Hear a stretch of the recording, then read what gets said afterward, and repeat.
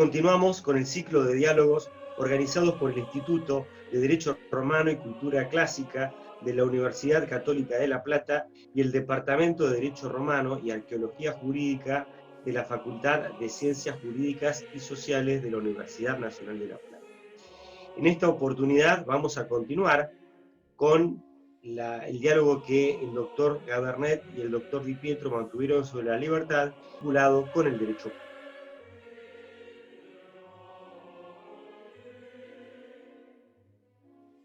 Perfecto. Bueno, decía Alfredo, la forma más grave de denostar a alguien, sobre todo a alguien que tenía aspiraciones políticas, era decir, este se quiere hacer rey. Es decir, la referencia a esa opresión que habían sufrido, a esa pérdida de sus libertades que habían sufrido durante la monarquía, subsiste hasta los últimos tiempos, ¿no? Y todo aquel que pretendía asumir algún poder excesivo era tachado de se quiere hacer rey, como diciendo, este es un déspota, ¿no?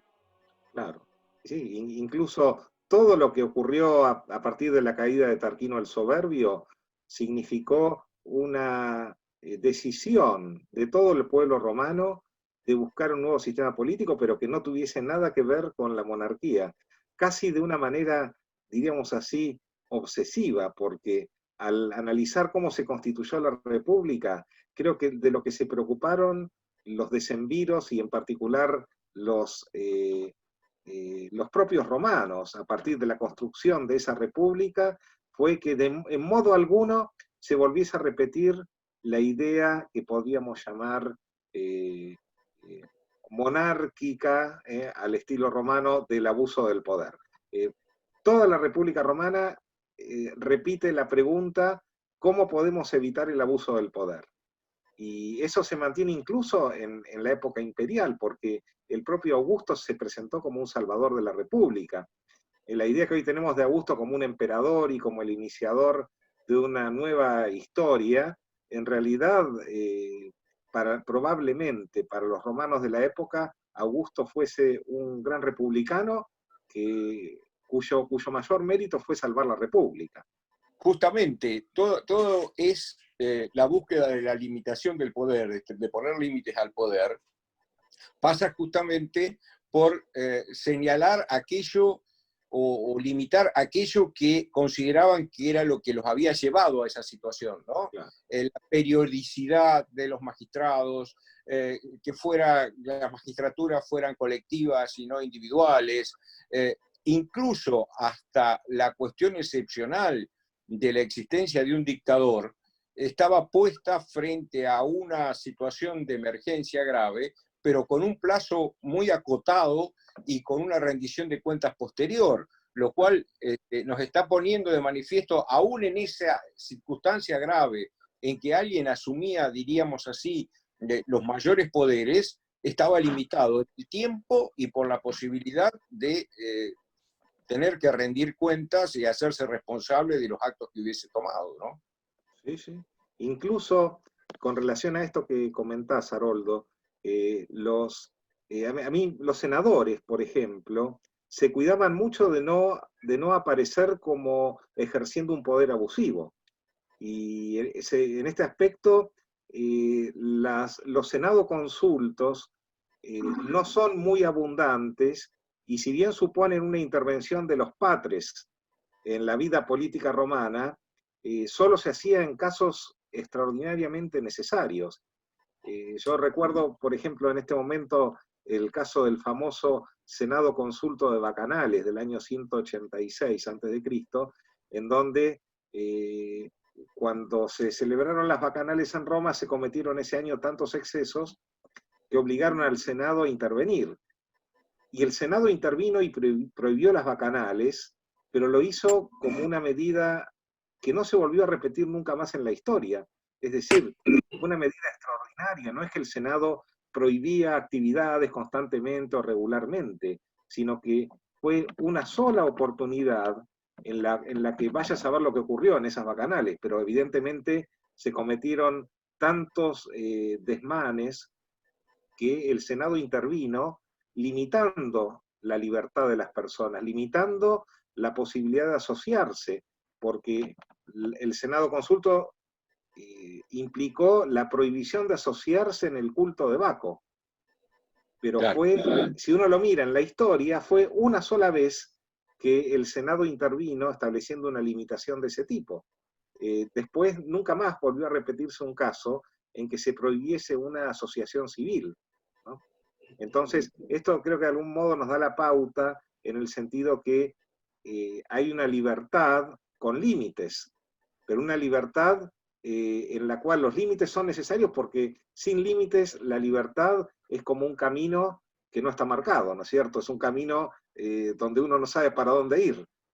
Los límites son necesarios como son necesarias las señales en la ruta, pero dentro de esos límites, evidentemente, el imperio de la libertad es un rasgo característico del mundo romano.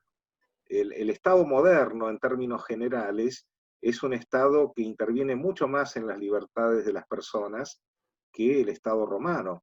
No en vano, la idea de las libertades y garantías constitucionales es una idea moderna, pero no es moderna, creo, por el hecho de que alguien se dio cuenta en el siglo XVI o XVII que había que establecer garantías y que con anterioridad nadie se dio cuenta, sino que evidentemente el modelo de Estado que surge a partir de Bodino y del siglo XVI es un modelo de Estado que muchas veces genera o ha generado temor en el ciudadano, un Estado que puede avasallar las libertades de las personas.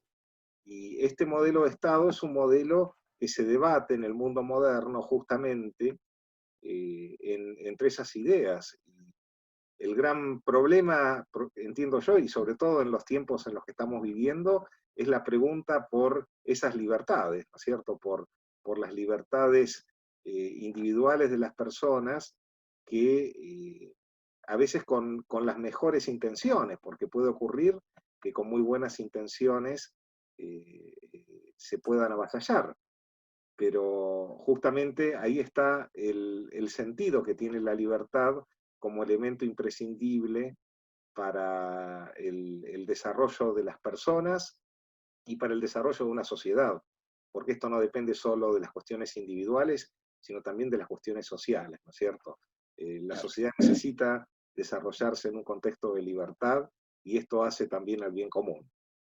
En definitiva, es el gran problema. Creo que nunca se ha hablado tanto de las libertades como en el mundo moderno, y nunca las libertades probablemente hayan estado más comprometidas también en el mundo moderno. Entonces, esto creo que nos lleva a una pregunta en la cual, obviamente que el modelo romano nos presenta la posibilidad de crecer en un sistema republicano. Y creo que la palabra república, más allá de los tiempos, porque evidentemente a raíz de las, digamos, de los cambios que ha sufrido la humanidad a lo largo de la historia, sin embargo, el modelo republicano ha sido perenne, es decir, se ha mantenido a lo largo de la historia, al punto que la mayoría de los países han adoptado el mismo modelo republicano que nos presentaron los romanos, ¿no es cierto? Entonces, ese modelo exalta la idea de libertad. Y en ese sentido, es probable que no se haya concebido un modelo político mejor en términos de libertad para los ciudadanos, en términos de participación, en términos de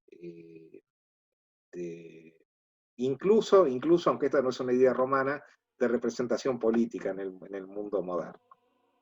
Pero creo que en este aspecto hay que revalorizar la idea de la res pública, porque uno de los grandes legados que nos han dejado los romanos ha sido la posibilidad de organizar el Estado sobre la base de la libertad, porque la república puede cambiar de acuerdo a muchos parámetros, es decir, el modelo de república puede tener variaciones, y de hecho en el mundo moderno encontramos distintos modelos de repúblicas.